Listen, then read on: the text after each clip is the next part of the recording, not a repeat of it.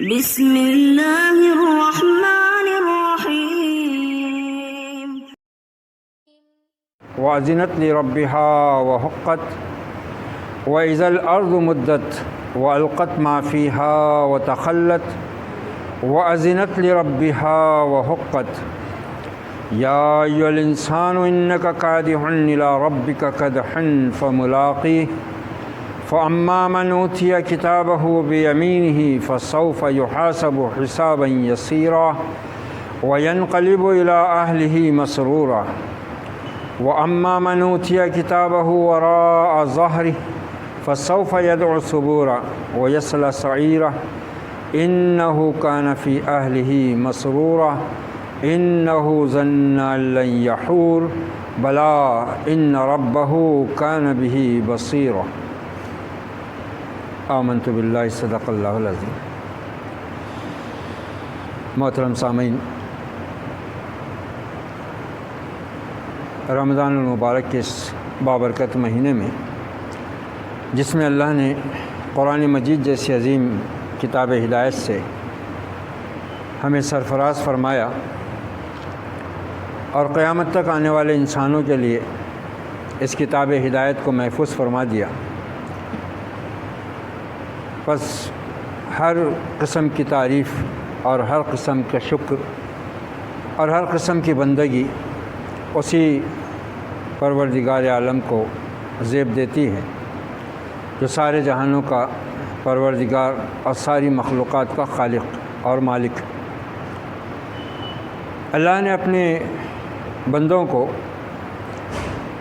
ان کی زندگی کے مقصد سے، موت کے مقصد سے، موت کے بعد آنے والے حالات سے اور پھر اس موت سے جس پوری کائنات پر طاری ہوگی، جس کو وہ قیامت کہتا ہے، آگاہ کر کے یہ بتا دیا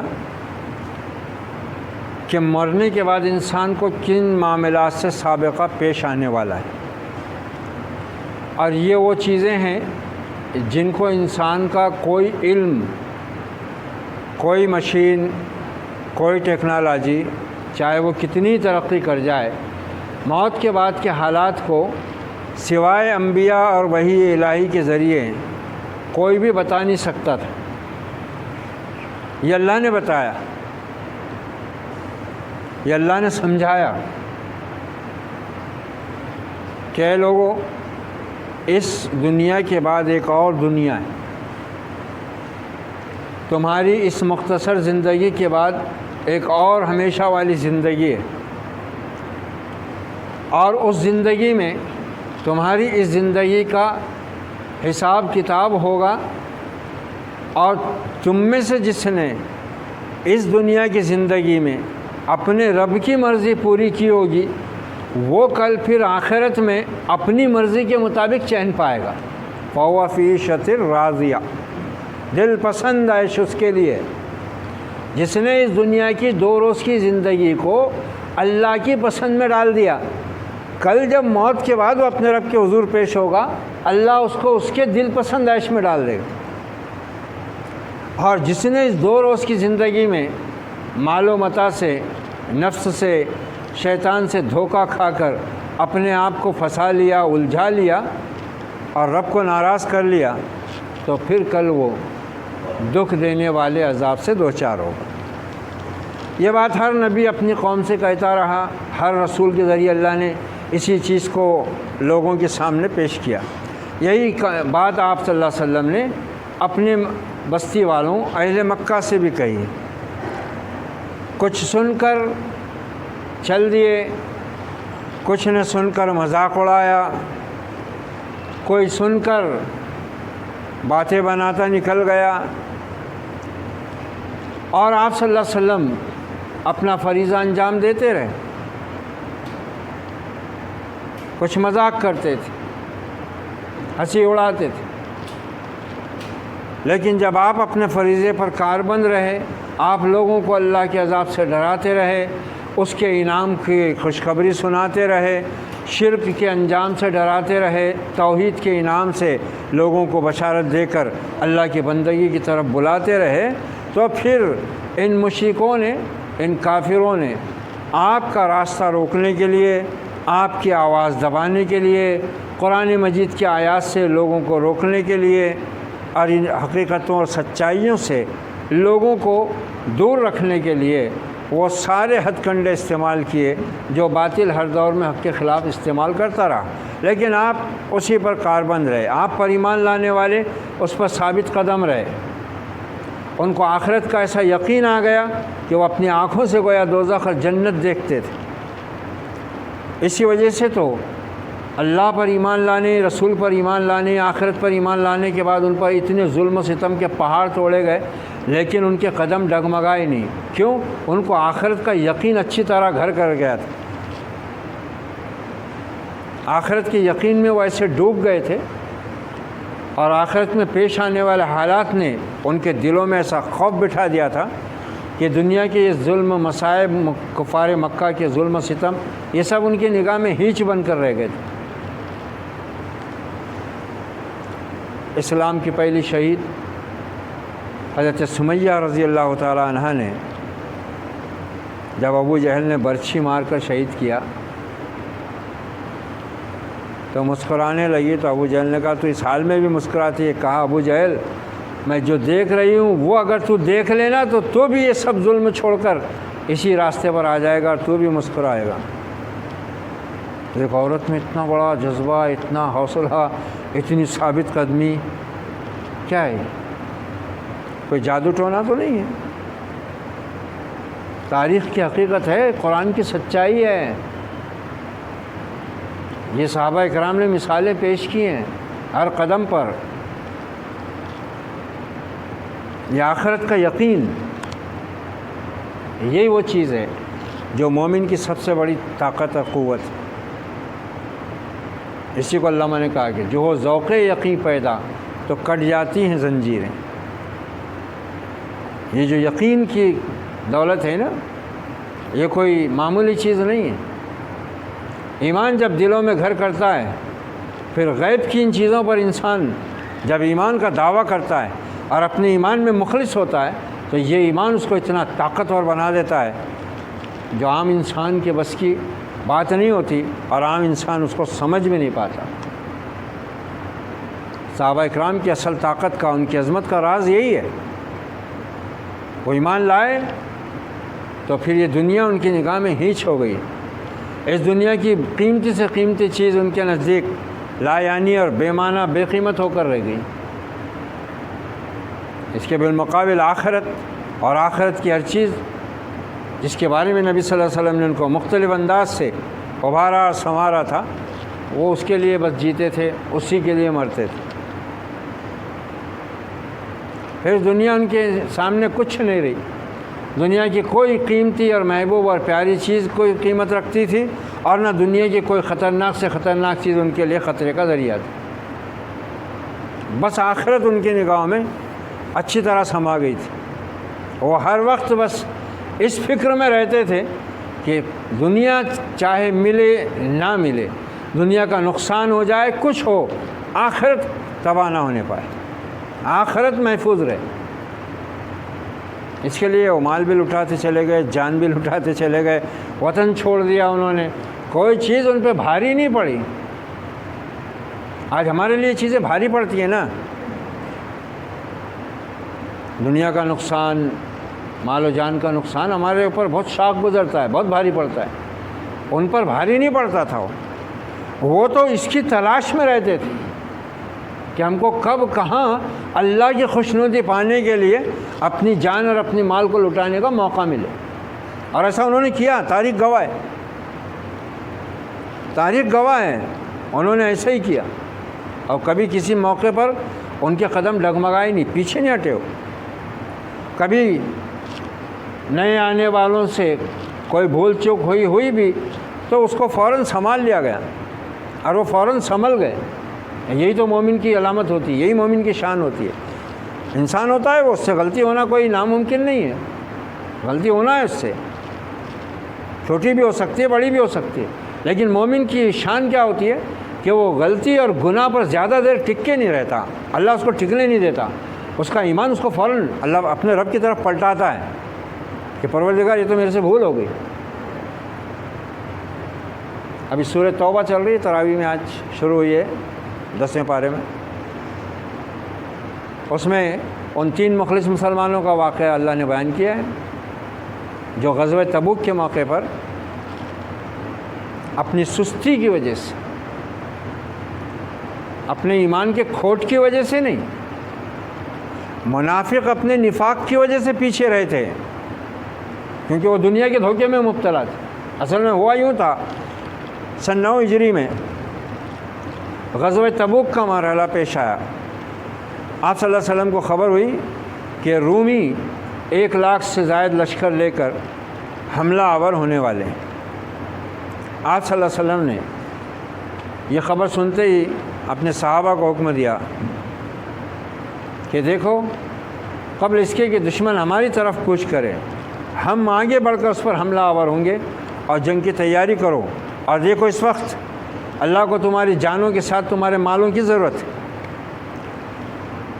اور منافقین پر سب سے زیادہ جو بھاری پڑتا تھا وہ مال خرچ کرنا۔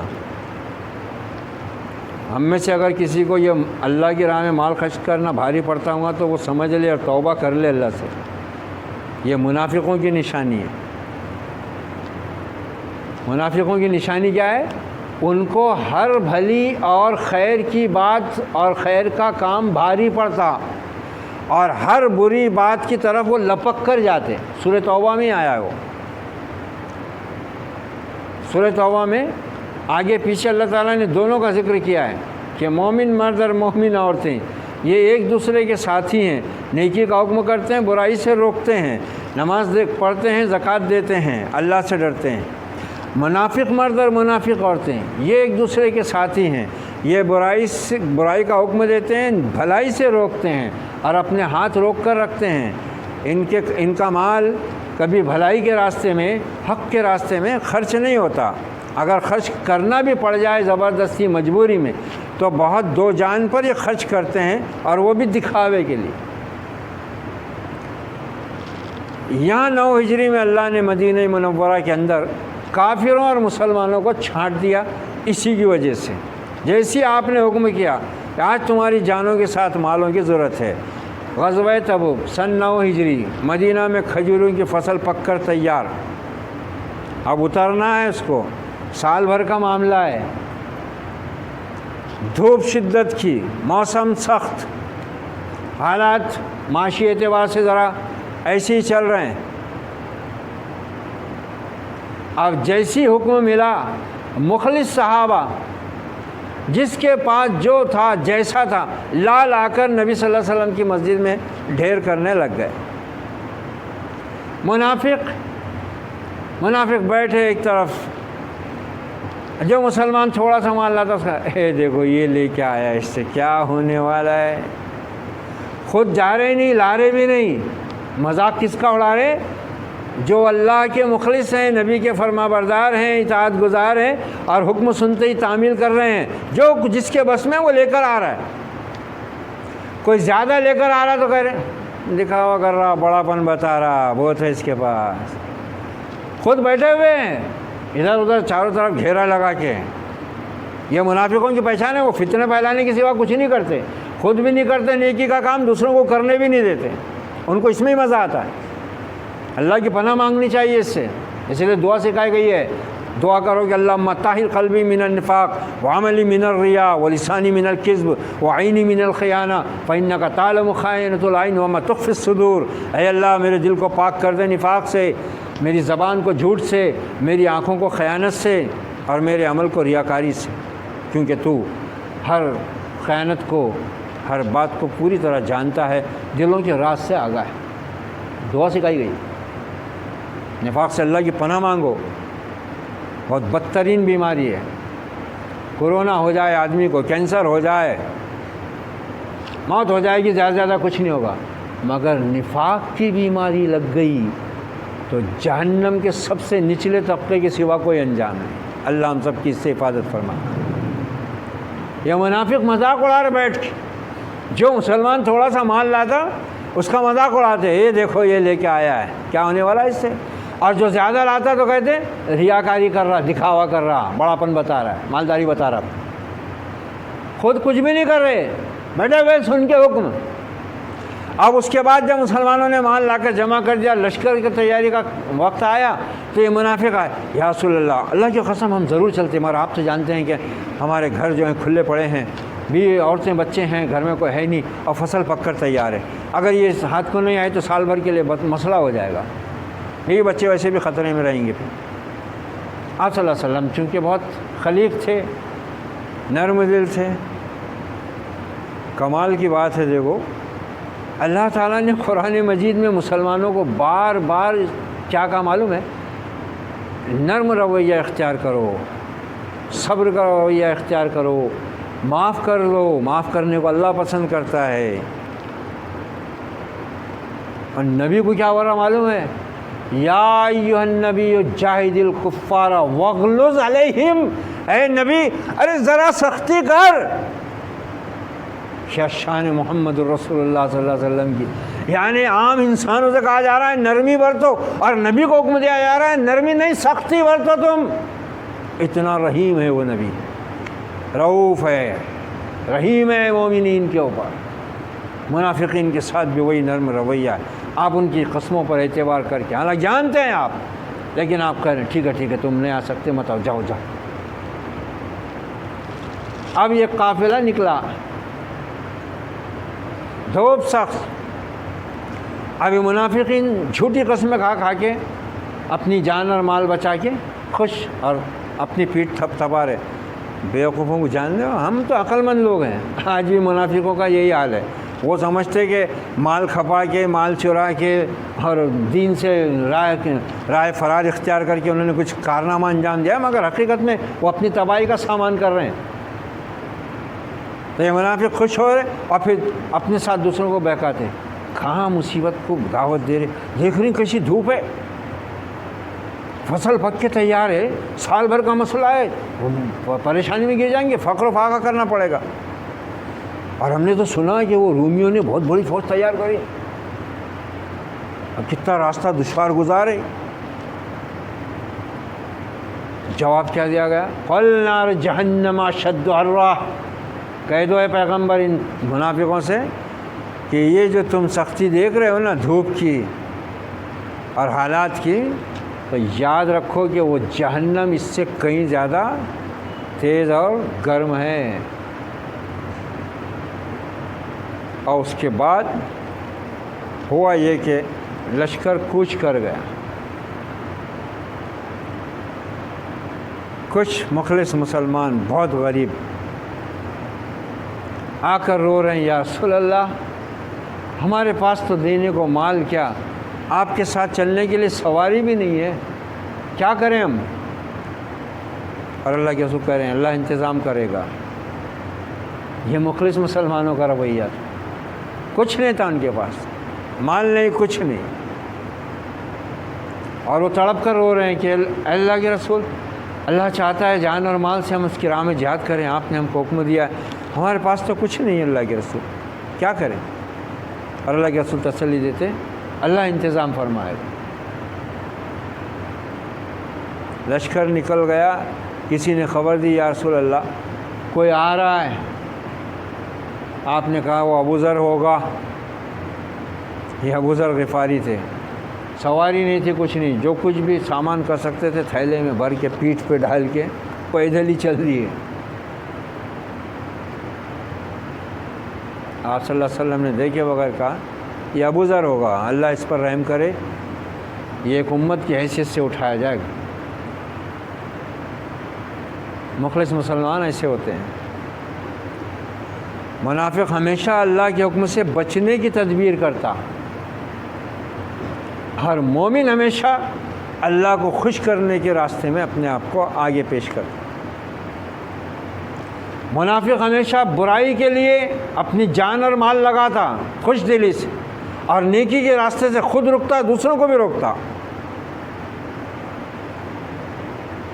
اور مومن چاہتا ہے کہ اس کی ہر بات، اس کا ہر کام اللہ کی رضامندی کے سپرد ہو جائے، اللہ کی غلامی میں چلا جائے، نبی کی اطاعت و فرما برداری میں کھپ جائے۔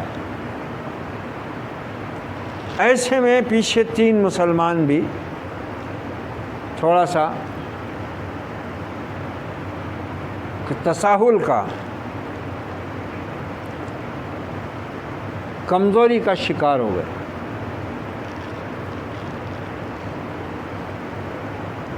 ان میں سے ایک تو کافی عمر کے تھے، بوڑھے تھے،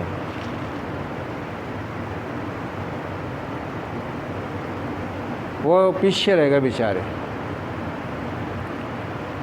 آپ صلی اللہ علیہ وسلم تبوک گئے، جنگ ہوئی بھی نہیں، صلح ہو گئی، اللہ نے پورے آب و تاب و شان کے ساتھ سب سے بڑے دشمن کو بھی آخر زیر کر دیا، اور شام مسلمانوں کی ملکیت میں آنے کے لیے تیار ہو گیا، رومیوں نے صلح کر لی۔ آپ صلی اللہ علیہ وسلم اپنے صحابہ کے ساتھ کامیاب اور بامراد واپس ہوئے۔ اب ان 3 مخلص دیکھو، میں نے اس سے پہلے بھی بتایا نا، اللہ اپنے مومن بندے کو گناہ پہ نہیں رہنے دیتا۔ اللہ کو مومنوں سے بہت زیادہ پیار ہے، بندے کو سمجھنا چاہیے یہ چیز۔ اب یہ 3 بندے تھے، ان میں سب سے اہم اور مشہور ہیں حضرت کعب رضی اللہ تعالیٰ عنہ۔ یہ مخلص مسلمان تھے، ان میں نفاق نہیں تھا، یہ تساہل اور کمزوری کی وجہ سے پیچھے رہ گئے۔ اب میرے پاس تو سواری ہے، میری سواری بہت مضبوط ہے، تندرست ہے، میں کل بھی نکلا تو ان کو پالوں گا۔ ایسا کرتے کرتے کرتے کرتے 2-3 دن نکل گئے، اب لشکر کافی دور جا چکا تھا، اب ان کو ممکن نہیں تھا، اس لیے یہ پیچھے رہ گئے۔ مگر اللہ نے حکم دے دیا کہ اے نبی، یہ منافق تو رہے ہیں، ان سے تو میں نپٹ لوں گا، مگر یہ تیرے 3 مخلص صحابہ بھی پیچھے رہے ہیں، اب ان کا بائیکاٹ کر دینا جا کے، ان کا بائیکاٹ کر دینا، معاشرتی مقاطع کرو، کوئی ان سے ملے گا نہیں۔ اب لشکر جب واپس آئے تو تینوں پریشان ہوئے۔ منافقین کو تو کوئی مسئلہ ہی نہیں تھا، وہ تو جھوٹی قسمیں کھا کے پہلے ہی اپنا عذر بتا چکے تھے۔ اب جب نبی صلی اللہ علیہ وسلم آئے تو سب بھی انہوں نے بول دیے۔ حالانکہ ادھر خوشیاں منا رہے تھے کہ یہ اتنے سخت دھوپ میں اتنے خطرناک سنگلاخ راستوں پہ گئے ہیں، اور اتنا بڑا لشکر ہے، آدھا بھی لشکر واپس شاید ہی آئے ہوئے، یہ کوئی اپنے اس میں مگن تھے۔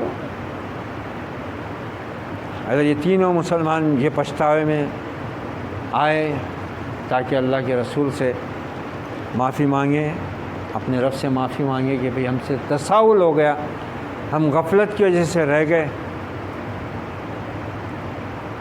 تو آپ صلی اللہ علیہ وسلم نے ان تینوں سے کہا کہ دیکھو، جب تک میرے رب کی طرف سے تمہارے بارے میں کوئی حکم اور فیصلہ نہیں آیا تھا، میں تمہارے بارے میں کچھ نہیں کہوں گا۔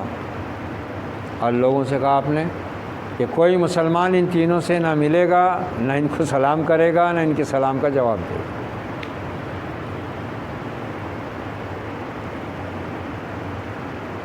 40 دن نکل گئے اسی حالت میں، پریشان ہو گئے یہ تینوں۔ حدیث کی کتابوں میں تو پوری تفصیل خود حضرت کعب نے خود بیان کی ہے کہ میرے اوپر کیا گزری۔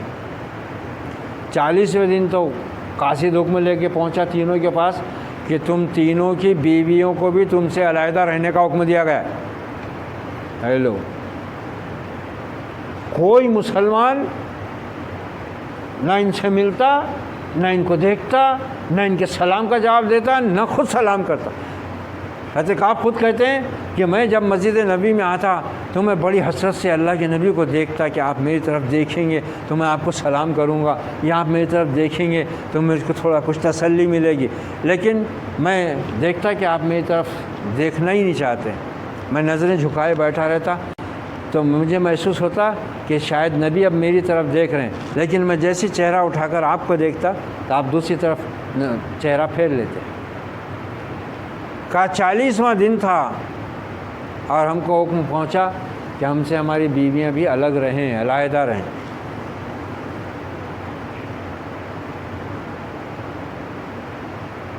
مگر تینوں اپنی غلطی پر پشیمان ہیں اور اتنی سخت سزا سے گزر رہے ہیں معاشرے میں، اور معاشرے کا نظام اتنا درست ہے، محمد الرسول اللہ کے صحابہ اتنے مضبوط ہیں اللہ کے رسول کی وفاداری میں، اپنے رب کے ساتھ کیے ہوئے عہد میں، کہ کیا مجال ہے کہ کوئی ان کو مل تو لے، ان سے بات تو کر لے، چوری چھپے رات میں جا کر تو مل لے، نہیں۔ خود اللہ تعالیٰ نے سورہ توبہ کے اندر اس کا نقشہ کھینچا ہے کہ تینوں کے اوپر زمین تنگ ہو گئی، تنگ ہو گئی ان کے اوپر زمین مدینہ منورہ کی، جینا حرام ہو گیا ان کا، دوبر ہو گیا۔ 40واں دن تھا کہ حکم ملا بیویاں بھی الگ ہو جائیں۔ وہ جو بوڑھے صحابی تھے غالباً مرارہ ابن ربیع ان کا نام ہے رضی اللہ عنہ، ان کی بیوی نے درخواست پیش کی، یا رسول اللہ میرے شوہر بوڑھے ہیں اور ان کو خدمت کی ضرورت ہے، تو شاید آپ نے ان کو اجازت دی کہ ٹھیک ہے تم خدمت کر سکتی ہو، مگر ان کو اور کوئی کام نہیں کرنا، ان کے جو ضروری کام ہیں، ضروری بات ہے پکانا کھانا وغیرہ کچھ ہے وہ کر سکتے ہو، مگر دوسرا کوئی کام نہیں۔ پورا معاشرہ ایک ہو گیا ہوا ہے۔ حضرت کعب کہتے ہیں کہ میرے بہت قریبی جو لوگ تھے، میرا دل چاہتا تھا کہ شاید وہ میرے پاس آئیں گے، میں ان سے بات کر لوں، میں ان کو ڈھونڈتا ہوا نکلتا، مگر وہ میرے کو دیکھ کر راستہ بدل دیتے تھے۔ ہم کریں گے دین کے واسطے کسی کے ساتھ ایسا؟ ہاں، دنیا کے معاملے میں تو ہم کہیں تک بھی چلے جاتے ہیں، جہاں تک نہیں جانے کی اجازت ہے، ایک مسلمان کا ایمان اجازت نہیں دیتا، اس کا اخلاق اجازت نہیں دیتا، وہاں بھی ہم اس سے زیادہ نیچے گر جاتے ہیں، ہم دین کے معاملے میں نہیں۔ ہاں، تمہارے کو کیا لگا، ہم کو سب دیکھنا پڑتا، رشتہ داریاں دیکھنا پڑتا، تم کو بولنے کو کیا لگا، بولنا آسان ہے، بیٹیاں اٹھانے کی ہم کو۔ یہ سب ہمارے ایمان کی کمزوریوں کے نتیجے سے ہوتا ہے۔ خاندان والوں سے کیسا کٹیں گی جی؟ ایسا کہیں ہوتا ہے کیا؟ ایسے کہیں چلتا ہے کیا؟ سب کو ساتھ لے کے چلنا پڑتا، سب کو دیکھنا پڑتا، ہوتی غلطی انسان سے معاف بھی کرنا پڑتا۔ اچھا، 50واں دن نکلا، حضرت کعب رضی اللہ تعالیٰ عنہ فرماتے ہیں میں چھت پر مایوس بیٹھا تھا کہ یہ مجھ سے کیسی غلطی ہو گئی، میرا رب ناراض ہو گیا، میرا رسول ناراض ہو گیا، میرے ایمان والے میرے بھائی ناراض ہو گئے۔ 50واں دن تھا، محمد الرسول اللہ صلی اللہ علیہ وسلم اپنے حجرے مبارکہ سے مسکراتے ہوئے نکلے، چمکدار چہرے کے ساتھ۔ صحابہ سمجھ گئے کہ یہ تینوں کے بارے میں اللہ نے معافی کا اعلان شاید کر دیا ہے، آپ کا چہرہ چمک رہا ہے۔ آپ نے آتے کہا جاؤ اپنے بھائیوں کو خوشخبری سنا دو کہ اللہ نے ان کی توبہ قبول کر دی۔ ایسا بھاگے لوگ مسجد سے نکل کر مبارکباد دینے کو۔ حضرت کعب کہتے ہیں جیسی میں نے دیکھا لوگوں کو خوشی سے دوڑتے ہوئے، میں سمجھ گیا کہ میری توبہ قبول ہو گئی، اور میں چھت پر ہی اللہ کے آگے سجدے میں گر گیا، اور لوگ آ کر مجھ کو مبارکباد دینے لگے۔ یہ ہوتا ہے ایمان، آخرت کے یقین کے نتیجے تھے۔ ایمان تو ہم بھی، ایمان والے ہم بھی ہیں، تراویح ہم بھی پڑھ رہے ہیں، اس میں قرآن بھی سن رہے ہیں، روزہ بھی رکھ رہے ہیں، الحمدللہ ہے، اللہ جو بھی توفیق دے رہا وہ ہم بھی کر رہے ہیں، لیکن ہمارے ایمان کے اندر یقین کی کیفیت موجود نہیں۔ اس وجہ سے ہم پر اللہ کا دین بھاری پڑ رہا ہے۔ اسی لیے ہمارے تعلقات میں وہ گرم جوشی نہیں ہے، ہمارے رشتے ناتوں میں وہ اخلاص نہیں ہے، رشتوں کی وہ مٹھاس نہیں ہے ہمارے رشتوں کے اندر۔ یہی قرآن، یہی آیتیں آپ کی زبان سے آپ کے صحابہ سنتے تھے، انہی آیتوں کو آپ کے صحابہ جب پھیلے دنیا بھر میں اللہ کے دین کا علم بلند کرنے کے لیے، انہی آیات کو لے کر، اسی قرآن کو لے کر نکلے، اس اخلاق کو لے کر نکلے جس پر آپ صلی اللہ علیہ وسلم نے ان کی تربیت کی تھی، دنیا پر چھاتے چلے گئے، دنیا ان کے قدموں میں جھکتی چلے گئی، وہ دنیا کے غلام نہیں بنے، دنیا ان کی غلامی میں آنے کو مجبور ہو گئی۔ قرآن یہی تو سمجھاتا ہے ایمان والوں، آپ نے یہی تو نصیحتیں کی ہیں، الدنیا سجن المومن و جنت الکافر، یہ دنیا مومن کا قید خانہ ہے اور کافر کی جنت ہے۔ جو اس کی رعنائیوں میں پھنس جاتا ہے وہ آخرت سے غافل ہو جاتا ہے، جبکہ ہمارا اس پر ایمان ہے کہ یہ دنیا قیامت کی طرف جا رہی ہے اور آخرت ہماری طرف آ رہی ہے۔ جس طرح ہر انسان ہر دن موت کے قریب جا رہا ہے، زندگی سے دور ہو رہا ہے۔ کیا لے کر آئے تھے آپ؟ یہی کلام لے کر آئے، اسی سے آپ نے لوگوں کو ڈرایا، اسی سے آپ نے لوگوں کو لالچ دی، اللہ کے انعام کی، اس کی جنتوں کی۔ بس ہم میں یہ دونوں چیزوں سے کوئی واسطہ نہیں رہا، نہ ہم کو جہنم سے خوف آتا، نہ ہم کو جنت کا شوق۔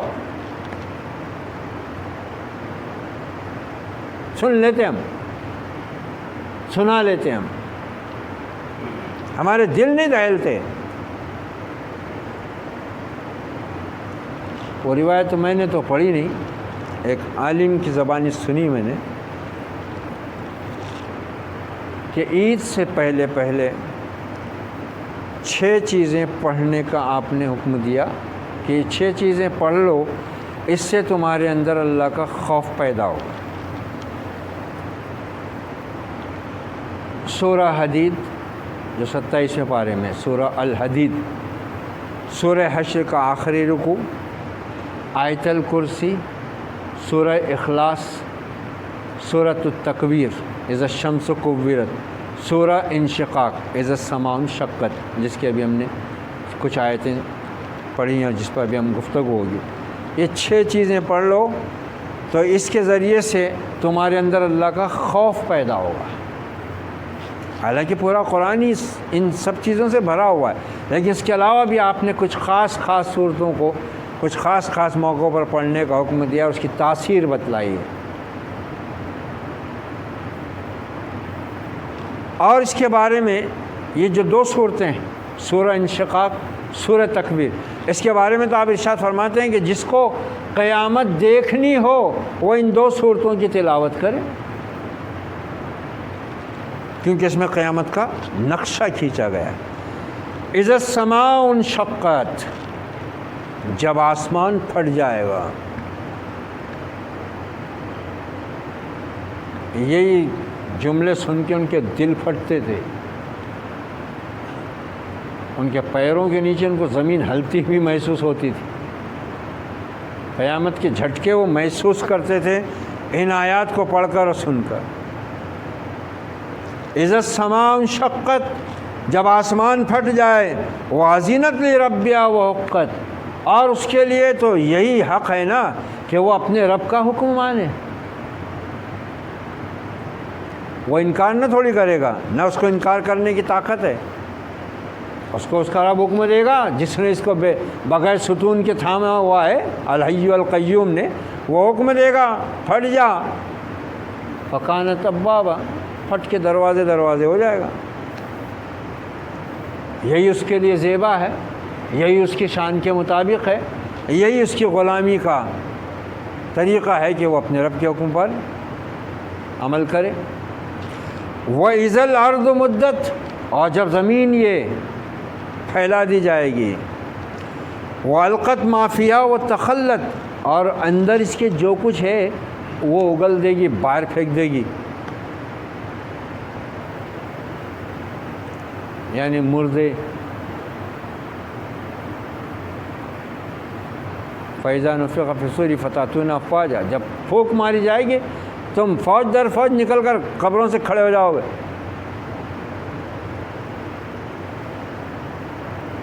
اور کافروں کے بارے میں تو کہا ہے یوم ينفخ فی الصور فتأتون افواجا، اور پھر کہا کافروں کے بارے میں کہ کافر جب یہ دیکھیں گے تو بولیں گے ارے یہ کیا ہو رہا ہے،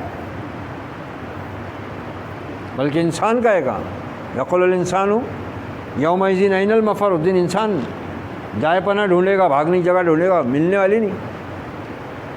وقال الانسان ما لہا، انسان کہے گا ارے کیا ہو گیا آج یہ زمین کو، کیا ہو، یہ کر کیا رہی ہے؟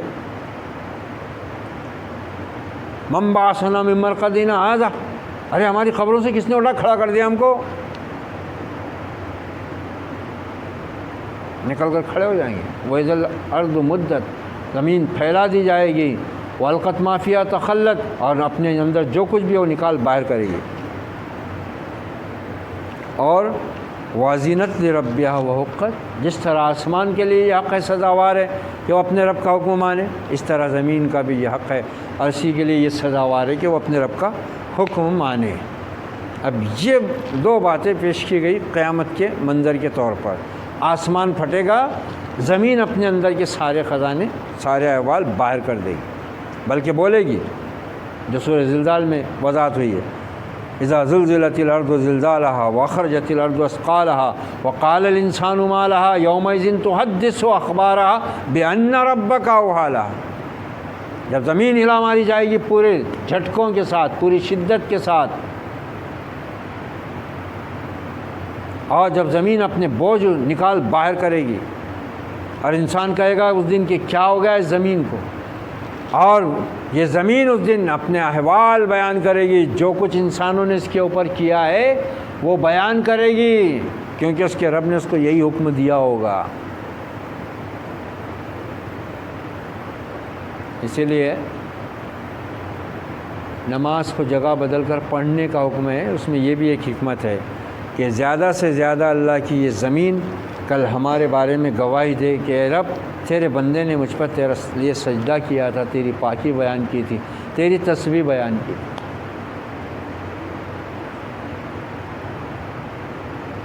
ہم یہ نہ سمجھیں کہ ہم اس زمین پر چل پھر رہے ہیں تو کچھ ہو، جو کچھ بھی ہم اس زمین پر کر رہے ہیں، قرآن کہہ رہا ہے کہ زمین اس دن وہ سارا بیان کرے گی۔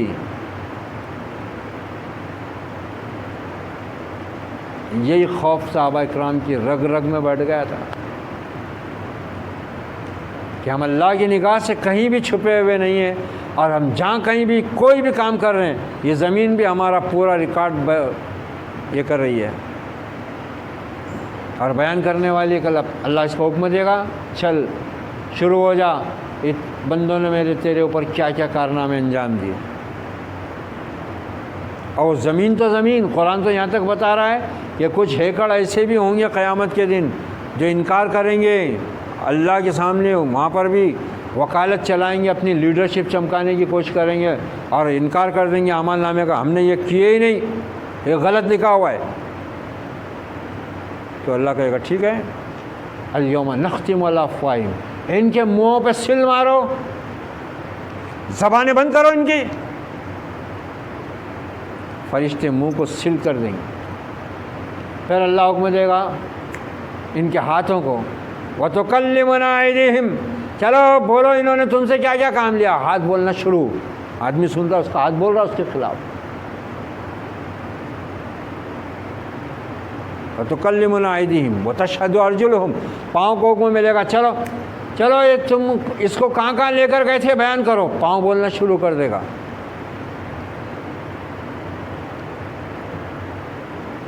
سب کچھ بیان کیا گیا ہے۔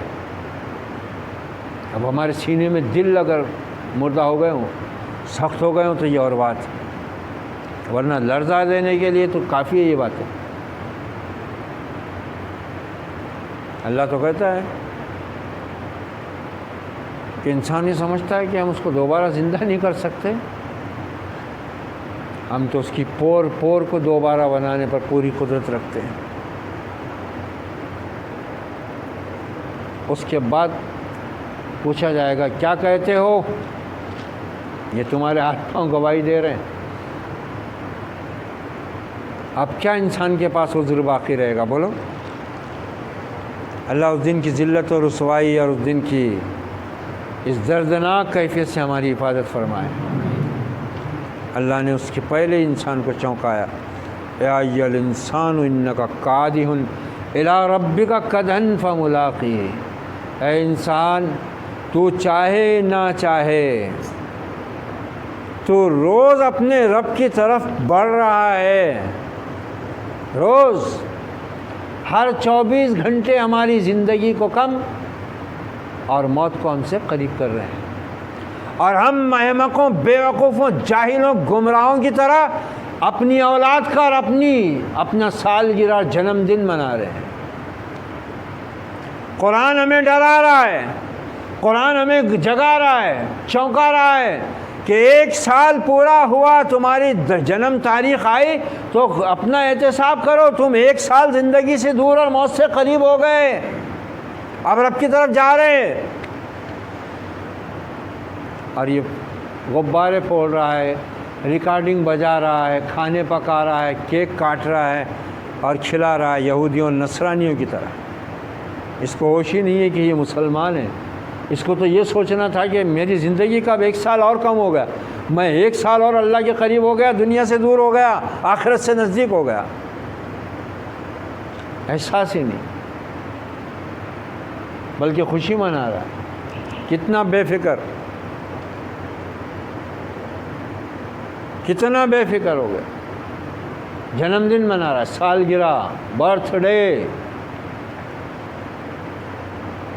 بلکہ کچھ احمقوں نے تو اب نبی کا بھی برتھ ڈے شروع کر دیا اب، اور کیک کاٹنے لگ گئے ان کے لیے۔ کہاں جائے گی یہ گمراہی ہماری، اور کیا انجام ہوگا ہمارا آخرت میں، اور کیا جواب دیں گے اس رسول کو؟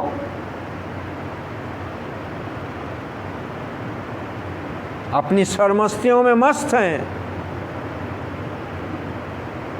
قرآن و سنت کی بات گراں گزرتی ہے، دین پر عمل بھاری ہو گیا ہے، گناہ آسان، نیکی مشکل، پھر انجام کیا ہوگا اس زندگی کا؟ پھر چاہے جو کرو زندگی میں، چاہے نیکی کرو چاہے گناہ کرو، رب کی مرضی جیو یا رب کی مرضی کے خلاف جیو، موت کے قریب تو روز جا رہے ہو۔ یا ایھا الانسان انک کادح الی ربک کدحا فملاقی، تو اے انسان کشاں کشاں اپنے رب کی طرف چلا جا رہا ہے اور تو اس سے ملنے والا ہے، تو اس سے ملنے والا ہے۔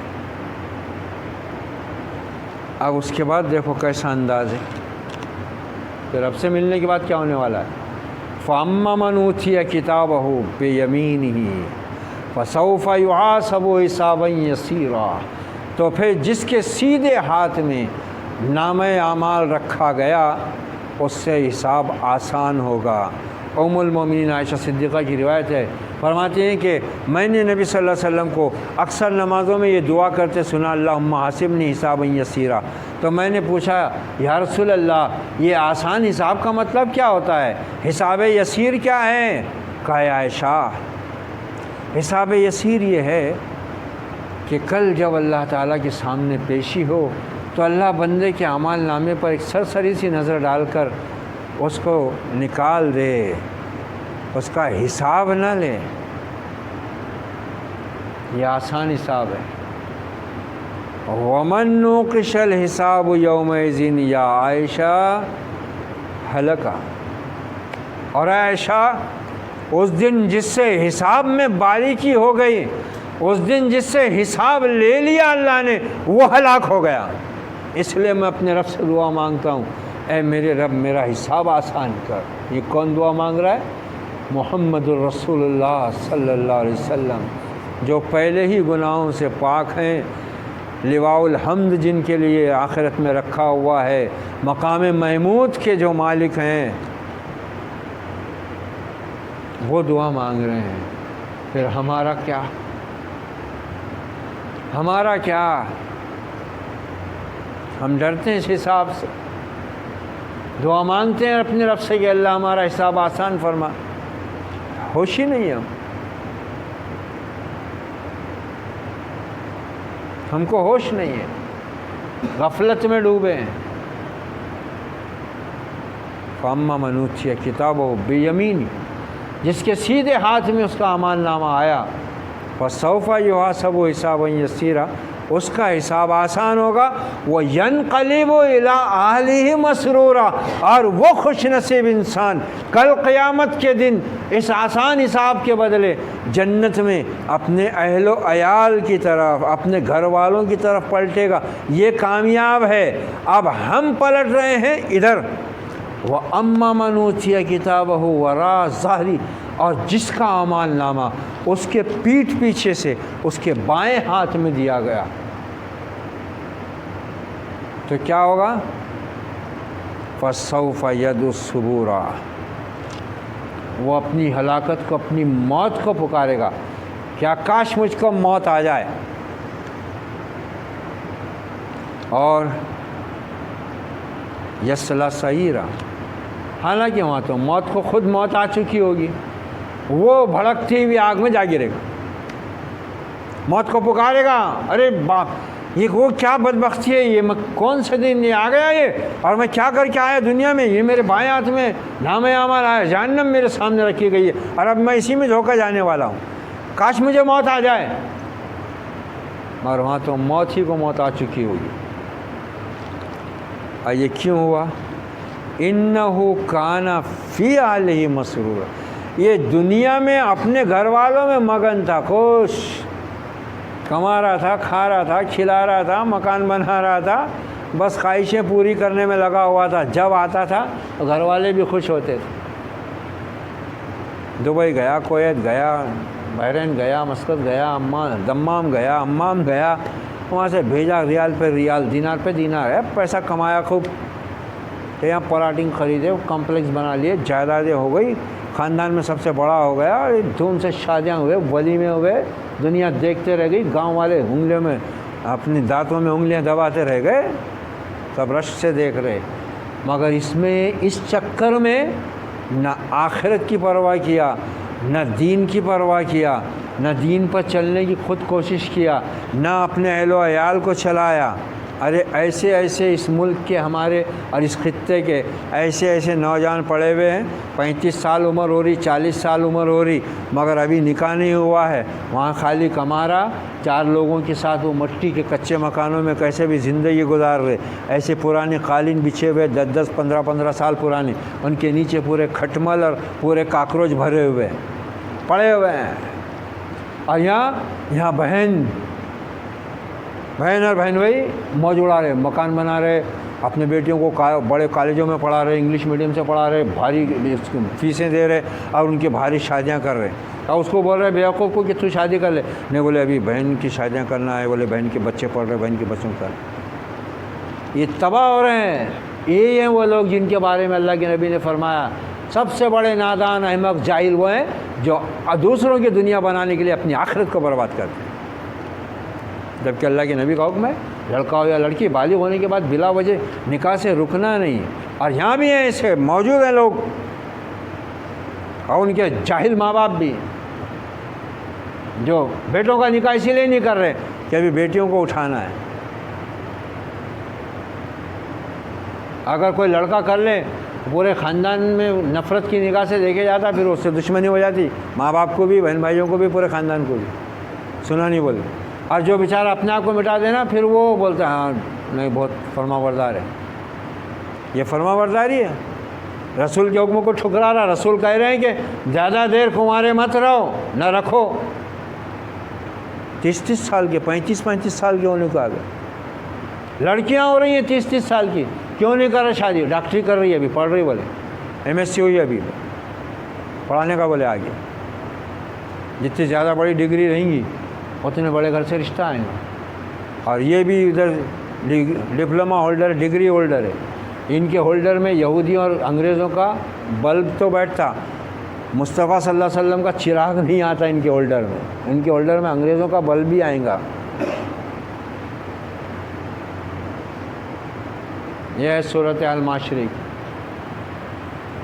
اللہ نے کمانے سے نہیں روکا، کمانے کا تو حکم دیا گیا، کمائیں گا تو آدمی اللہ کے دین کو بھی لگائیں گے نا، مگر اللہ کے دین کو تو لگانے کی باتیں ہیں صرف۔ بیوی بچوں کو چھوڑ کے پڑے ہوئے ہیں 2 3 سال سے، یہاں بیوی بچے موج اڑا رہے ہیں، گھروں میں تباہ کاریاں، بدکاریاں پھیل رہی ہیں، سارا زور اسی پر ہے، بس کماؤ، حقوق میں انصاف نہیں، جو حقدار ہیں اصل گھر کے کاروبار کے وہ سڑکوں پر دھکے کھا رہے ہیں، اور جو حقدار نہیں ہے وہ قبضے کر کے بیٹھے ہوئے ہیں۔ یہ صورت حال ہے انسان آج مسلمانوں کی، معاشرے کی، ہمارے خاندانوں اور گھروں کی، سماج کی ہمارے۔ ارے باہر جا کے کما، ملک میں کما، لیکن شریعت کو گنوا کے مت کمانا، اللہ کے حکم کو توڑ کر مت کرنا، نبی کے فرمان سے منہ موڑ کے مت کر۔ اگر ملک میں بھی کما رہا ہے اور بے نمازی بن کے کما رہا ہے تو تیری کمائی ویسے ہی حلال نہیں ہے، جائز نہیں ہے وہ۔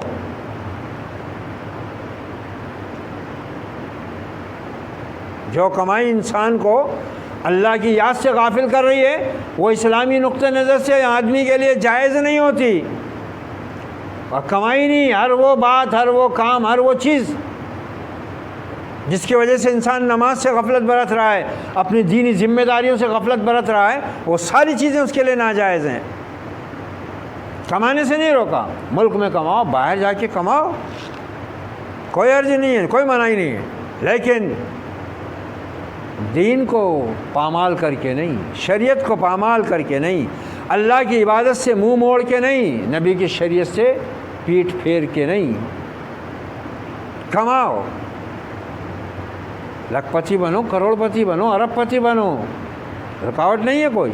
رکاوٹ صرف کتنی ہے کہ ان چیزوں کی وجہ سے آخرت برباد نہ ہو، اللہ کی یاد سے غفلت میں مبتلا نہ ہو۔ یا ایھا الذین آمنوا لا تلہکم اموالکم ولا اولادکم عن ذکر اللہ ومن یفعل ذلک فاولئک ھم الخاسرون۔ اے لوگو جو ایمان لائے ہو، یہ تمہارے مال، یہ تمہاری اولاد اللہ کی یاد سے تمہیں غفلت میں نہ مبتلا کر دے، جو کوئی ایسا کرے گا خسارہ پائے گا۔ مہاراشٹر تو پورا یہی سب چل رہا ہے، کئی گھر ہیں ایسے موجود، شوہر صاحب کمانے میں لگے ہوئے ہیں، بیگم صاحبہ شاپنگ میں لگی ہوئی ہیں، شاپنگ کے ساتھ ساتھ پھر افیئر میں بھی لگ گئی ہیں۔ کیا کرے گی وہ کیا کرے گی اب؟ یہ تو ظلم ہو رہا ہے نا۔ اور یہ عورتیں بھی اتنی لالچی ہو گئی ہیں، یہ خود بھیجتی ہیں تاکہ ان کو یہاں پر شاپنگ کرنے کے لیے بھرپور رقم مل سکے، من چاہے زندگی گزارنے کے لیے اور دوسروں پر رعب جھاڑنے کے لیے، یہ سونے میں پیلی ہو کر گھوم سکے، شادی بیاہ میں اپنا جلوہ دکھا سکے اور لوگوں پر اپنے روپے پیسے کا رعب جما سکے۔ یہ سب کچھ چل رہا ہے معاشرے میں۔ نہیں بولے ان لوگ کہاں دیتے بھی، بولے غریبوں کی مدد کرتے، کتنی کرتے مدد غریبوں کی؟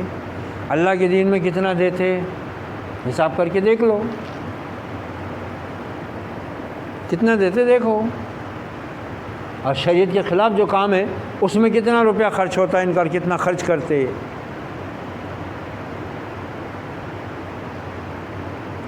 اللہ نے فرمایا کہ یہ اپنے گھر والوں میں خوش تھا نا دنیا میں، اب تباہی سے دو چار ہوا، اور گھر والوں کی طرف خوش پلٹا کون؟ جس نے گھر والوں کو اللہ اور اپنے ایمان کے بیچ میں گھسنے کا موقع نہیں دیا، حق ادا کیا، گھر والوں کے جس کے جو بھی حق تھے وہ ادا کیا، حلال کے ذریعے سے ان کی خواہشات کی تکمیل کیا، اپنی حد تک ان کی دینی تربیت کیا، بچ گیا۔ یہ دو انسان ہیں، دیکھو، ایک ادھر خوش خوش آ رہا ہے 15 بیگ سمیٹ کر، اور گھر والے خوش ہو رہے ہیں، مال آ رہا ہے دبئی سے، بیگ کھل رہے ہیں اور نکل رہا ہے مال،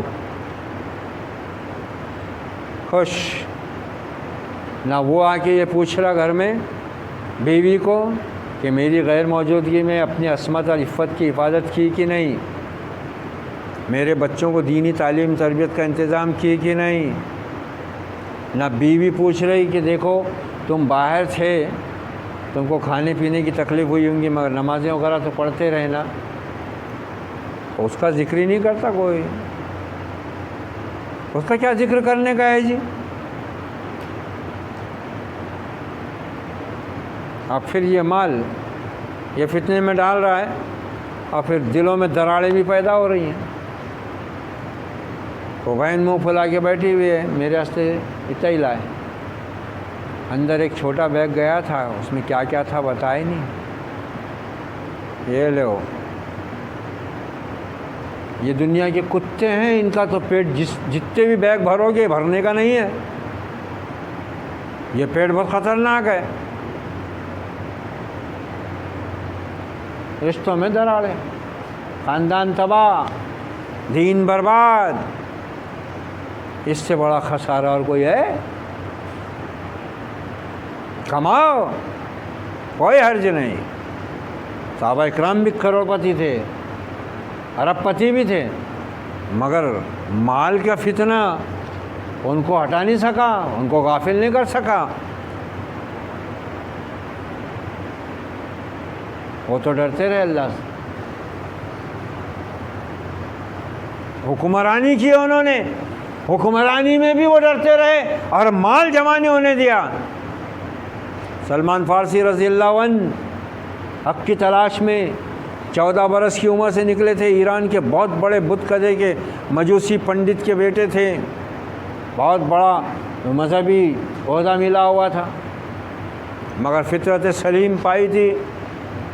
بچپن ہی میں 14 سال کی سی عمر میں ہی لگا کہ یہ کیا ہے، اس آگ کو ہم جلاتے ہیں اور اسی سے ہم مانگتے ہیں. نکل کھڑے ہوئے. بہت دلچسپ روداد سفر حضرت سلمان فارسی کی حق کی تلاش. ایران سے عراق ہوتے ہوئے کدھر کدھر پھرتے پھراتے شام پہنچے. وہاں عیسائی مذہب دیکھا تو وہ اچھا لگا، اس میں وحدانیت تھی، کچھ اچھی باتیں تھی، وہ لگیں. وہاں ایک راہب کی خدمت میں رہ گئے. اس کی موت کا وقت قریب آیا تو اس نے پھر کہا کہ میرے بیٹے، تو جس حق کی تلاش میں آیا ہے نا، وہ حق ابھی تکمیل کو پہنچنے والا ہے اور ابھی آخری نبی آیا نہیں ہے، مگر اس کے آنے کا وقت ہو گیا ہے اور وہ کھجوروں کے جھنڈ میں ہجرت کر کے آئے گا. اگر تو خبر پائے تو پہنچ جانا. اور عمر گیا راہب، اور یہ اسی وقت نکل گئے. اور آگے کی کوئی اور ملے علم والا تو اس سے پوچھوں کہ وہ آخری نبی کہاں آئے گا. ایسی تلاش میں رہے. پھر ایک راہب نے بتایا کہ وہ نبی آ چکا ہے اور اب ہجرت کر کے وہ اس کھجور کے جھنڈ والے شہر میں پہنچ چکا ہے. تو یہ وہاں سے نکلے. راستے میں ڈاکوؤں نے حملہ کیا، قافلہ لوٹا، یہودی غلام بنا کے مدینہ میں لے آیا.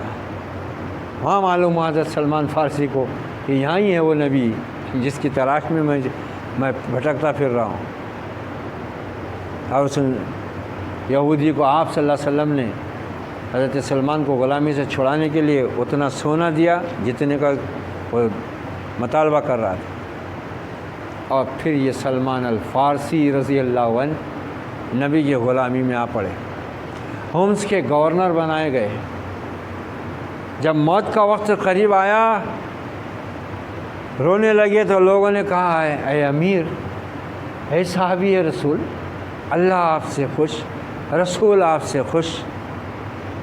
آپ تو اللہ اس کے رسول کے فرما بردار رہے ہیں، اللہ نے آپ کی فرما برداری کو قبول کیا ہوا ہے، پھر آپ کو رونے کا کیا مقام. کہا لوگوں، روتا اس لیے ہوں کہ میرے محبوب ابو القاسم نے ہم کو نصیحت کی تھی کہ دنیا جمع مت کرنا، مگر دیکھو ہم نے دنیا جمع کر لی.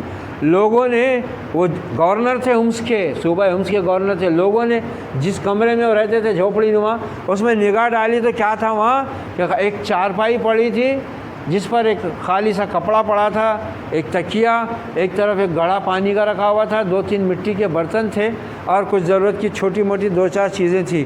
اس کو وہ دنیا بول رہے تھے. بولے ہم نے سمیٹ لیے، دنیا جمع کر لیے.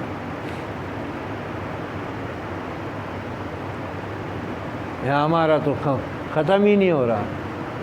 ادھر کھانا ادھر کھانا، جو پلنگ پہ سو رہے اس میں کھانے ہیں، اس میں بستر ہے، ایک میں ردی سامان ہے، ایک میں وہ اپ ڈیٹ سامان ہے، ایک میں آؤٹ آف ڈیٹ سامان ہے، پھر چھجا ہے، اس میں الماریاں ہیں، پھر نیچے اگر جگہ بچ گئی تو اس میں لگا دیا ہوا ہے، وہ سل لگا دیے ہوئے، ادھر سے وہ باتھ روم کا، ادھر سے یہ واش روم کا، ادھر سے وہ لیٹرین کا، سارا بس سامان بھرا ہی بھرا ہوا ہے. اور پھر بھی کم ہے، پھر بھی کم ہے. اور یہاں یہ حال ہے۔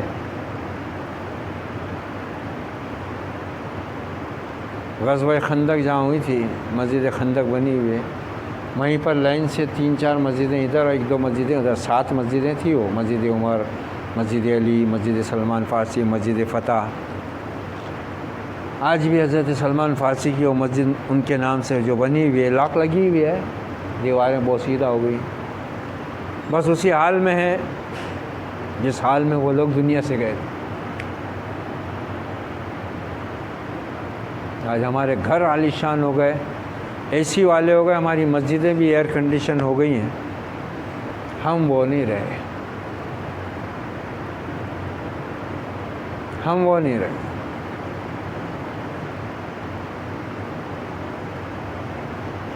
انہ کان فی اہلہ مسرور، یہ دنیا میں اپنے گھر والوں میں مگن تھا، اپنے خاندان میں، کنبے میں خوش، اور اب اس غفلت کے ساتھ یہاں آیا، ہمیشہ کی زندگی سب اور حقیقت سامنے آ گئی، تو اب موت کو پکار رہا ہے، موت تو آنی نہیں ہے، بھڑکتی آگ میں جا گرا ہے۔ کماؤ، کوئی گناہ نہیں، اللہ نے قسمت میں مال و اسباب کی کثرت رکھی ہے، ملے گی، لیکن یاد رکھو کہ یہ مال جب ایمان کے ساتھ، ہدایت کے ساتھ، اللہ کی توفیق کے ساتھ، اللہ کے ذکر کے ساتھ ملتا ہے تو پھر مومن کے لیے بہت بڑی نعمت ثابت ہوتا ہے، اور اگر یہ ایمان اور ہدایت کے ساتھ نہیں آتا، جائز اور حلال راستے سے نہیں آتا، تو پھر یہ وہ گنجا سانپ ہے جو ڈسے گا اور جہنم کی آگ میں اس مال کو تپا کر، وہی سورہ توبہ میں اس کا بھی ذکر آیا ہے، زکوٰۃ نہ دینے والے اپنے مال کہ یہ مال ان کے لیے وبال جان بن جائے گا۔ کیا خوب کہا، غالباً حضرت حسن بصری رحمۃ اللہ علیہ کا قول ہے، یا شیخ سعدی رحمۃ اللہ علیہ کا، کہ ایسی دنیا سے کیا جی لگانا جس کے حلال کا حساب دینا ہے اور جس کے حرام میں حرام کا عذاب چکھنا ہے، جس کے حرام کا بدلہ کیا ملے گا، عذاب کی شکل میں، اور حلال کے بدلے میں حساب دینا ہے۔ یہ ہے صورتحال۔ دنیا کی حقیقت ہم سمجھے نہیں، آخرت کا یقین ہم کو حاصل نہیں ہوا، اس لیے ہم بھی آج اپنے اہل و عیال میں، اپنی دنیا کی پرستی میں مگن ہیں۔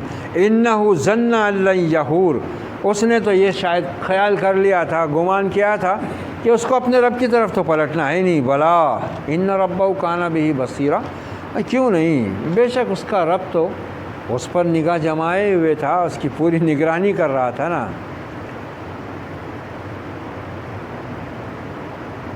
CCTV کیمرے کا احساس، ارے یہ لگا یہ ارزاپور نہیں ہے، حیدرآباد ہے، یہ یہاں CCTV ہے، وہیں سے لے لیتا، فون پہ آ جاتا، صاحب چالان آ جاتا۔ اور یہ رب کا جو لگا ہوا ہے تو 24 گھنٹے لگا ہوا ہے CC کیمرہ، تو کبھی خیال نہیں آتا۔ اللہ ہماری بے حسی اور غفلت سے ہم کو بچائے، ہمارے دلوں کی بے حسی اللہ دور فرمائے، ہماری اس غفلت سے اللہ ہمیں دنیا اور آخرت کے خسارے سے بچنے کی سعادت عطا فرمائے، اس غفلت سے ہمیں بچا کر اپنے نیک بندوں کی طرح اللہ ہمارے دلوں میں اپنا خوف، آخرت کی فکر پیدا فرمائے، اس دنیا کے مال و متاع اور اس کے سامان کے فریب سے ہماری حفاظت فرمائے، ہمیں حلال روزی کے ساتھ اپنی اطاعت و بندگی میں اس ایمان کی لذت کو پانے کی اللہ سبیل عطا فرمائے جو اس نے اپنے نیکوکار بندوں کے لیے متعین اور مقرر کر رکھی ہے۔ اللہ ہمیں اس کتاب ہدایت کے ذریعے اپنی اور اپنے اہل و عیال کی تربیت کرنے اور اس دنیا کے غلط مال و اسباب اور رعنائیوں سے اپنی اور اپنے اہل و عیال کی حفاظت کرنے کی توفیق بھی عطا فرمائے۔ اللہم ارحمنا بالقرآن العظیم ونفعنا ورفعنا بالآیات والذکر الحکیم واجعلہ لنا حجتا یا رب العالمین، وصلی اللہ تعالی علی خیر خلقہ محمد وعلی آلہ واصحابہ اجمعین۔ سبحان ربک رب العزۃ عما یصفون، والسلام علی المرسلین والحمد للہ رب العالمین۔